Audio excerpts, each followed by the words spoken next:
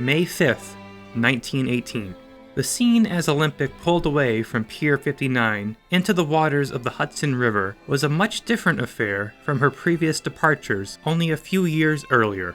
Gone were the cheering passengers crowding her promenades and bidding farewell as they set off on another relaxing voyage to the old world. Instead, her decks were lined with thousands of khaki-clad American soldiers from the 59th Infantry Regiment, bracing themselves for a grim voyage to an even grimmer war-torn Europe. The traditional black hull, gold sheer stripe, and buff funnels that defined the White Star livery had been covered up in the newly invented dazzle camouflage, intended to confound submarine captains trying to get a fix on these ships. However, the war left little time for upkeep and touch-ups, so the hull was covered in dirt, coal dust, and patches of rust. No longer the Royal Mail Ship Olympic, she was now HMT 2810, a troop transport under the charge of the Royal Navy. Her crew, however, continued to call her Olympic. This voyage was Olympic's 22nd as transport, under the command of Captain Bertram Fox Hayes. As the hardest working of all the large passenger liners, she had already earned herself quite the reputation during her war service. She rescued survivors from 2 shipwrecks, survived multiple U-boat attacks, and set new records for the largest number of people transported by a single ship. But she had suffered losses as well. Her younger and larger sister, Titanic, went down in 1916 after striking a mine in the Aegean Sea while in service as a hospital ship, leaving Olympic as the sole survivor of her class. And while no longer the largest steamer in the world, she was still one of the biggest in service, second only to the Leviathan, the former German superliner Vaterland, which had recently been seized by the United States upon entering the Great War the previous year.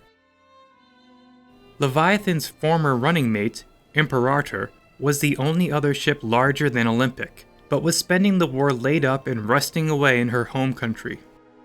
Conversely, large number of Germany's U-boats were working hard, patrolling the seas and sinking, or at least trying to sink, any Allied shipping they came across.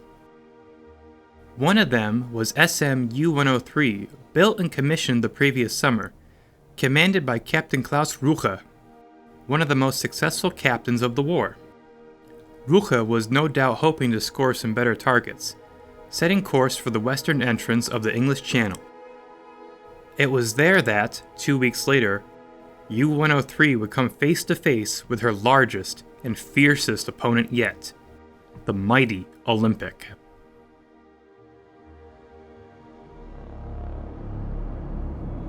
Großes Dampfschiff mit 4 Schornsteinen auf der Backbordseite, eskortiert von einem Zerstörer. Entfernung 1800. The sky was dark, but as dawn approached, the first traces of silvery sunlight started to appear over the eastern horizon as Olympic steamed into the channel on her way to Southampton, under the escort of 4 American destroyers, which were due to be replaced by British ships at daybreak. Meanwhile, U-103 lay in wait just beneath the waves. As her periscope broke the surface, her navigating warrant officer spotted Olympic's unmistakable silhouette against the sky, Hintere Torpedos, klar machen zum Unterwasserschuss. Along with one of the smaller destroyers ahead of her, leading the way. At a rough distance of 6,000 feet from the U-boat, the officer relayed this to Captain Ruche, who ordered the aft torpedo tubes readied for firing as he set course parallel to that of Olympic. However, there was a delay in preparing the torpedoes, and the U-boat surfaced, perhaps to take advantage of her faster surface speed. An ill-advised tactic, however, as Olympic's lookouts were scanning the horizon while awaiting the arrival of their British escort. They spotted U-103 silhouetted against the morning sky, approximately 2,600 feet off the starboard bow. One of the men stationed on the forecastle called out the first warning to Captain Hayes, standing on the starboard bridge wing. He too had seen the sub, and wasted no time in deciding his next course of action. He wouldn't run. Instead, he ordered hard a port to face the threat head-on. The gunners on the bow were eager for a fight, and as Olympic's bow swung over to ram the enemy, they opened fire. but the shots flew right over the sub. She was just too close and the gun couldn't be lowered any further to put the sub in their sights.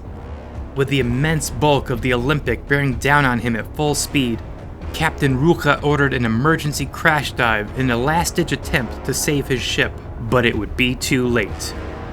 Notfalltauchen einleiten, auf 50 Meter gehen. Tauchen auf 50 Meter sofort. At over 20 knots,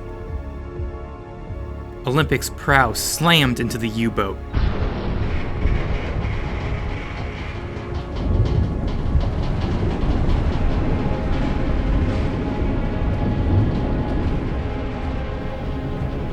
Cutting open her pressurized hull right aft of the conning tower. Up on the bridge, Captain Hayes was almost knocked off his feet by the force of the impact. He kept her helm hard over to avoid damaging the propellers. The damage inflicted upon U-103 caused her to immediately list to starboard and settle by the stern. But Olympic's gunners weren't done with her just yet. As the wreck drifted aft, the gunners on the poop deck opened fire. And, according to some reports, some of their shots hit their mark. Captain Rucha panicked and ordered his crew to abandon ship, all but 9 members of her company making their way out through the escape hatch before she went down.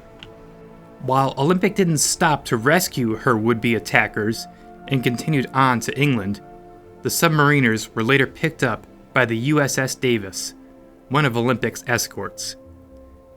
They were promptly handed over to the British as prisoners of war, with Captain Rucha being labeled as a war criminal for his U-boat activity. It would be nearly a century before the wrecked hull of U-103 would be discovered in the murky depths, finally being identified in 2012.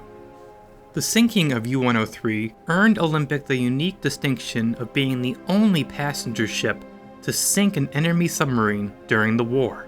In the following investigations into the sinking, Captain Rucha stated his belief that his ship had been drawn into Olympic's propellers as she went overhead, but the divers sent down to inspect Olympic's bow shortly after the incident told a much different story.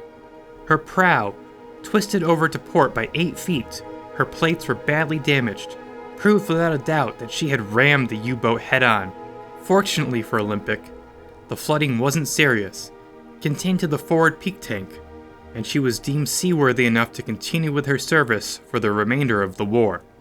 However, this would not be Olympic's final run-in with a German submarine. In the early morning of September 4th, 1918, while Olympic was zigzagging her way through the English Channel en route from Southampton to pick up another batch of troops from New York, she was spotted by the SM U-53.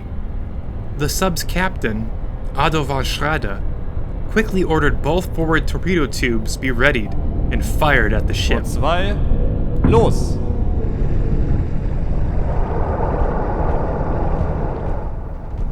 Olympic was completely oblivious as the 2 torpedoes sped towards her.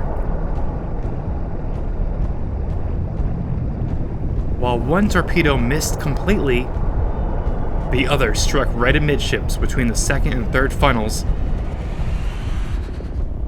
but failed to detonate and only dented the hull, causing a leak in one of the tanks inside her double skin, outfitted on the ship in 1913 following the Titanic disaster. The leak was so minor that it went unnoticed until the ship was at dry dock for a war's end overhaul. Captain Schrader may have felt disappointed as he watched Olympic sail triumphantly away through his periscope. When he noted the fail attack in the log, the entry simply read, "It's assumed that the torpedoes didn't reach. Distance was greater than expected." Whatever fate and fortune were at work, Olympic stood her own against the ravages of war and came out on the other side, continuing for another 17 years, a testament to her designers and builders, a ship magnificent indeed.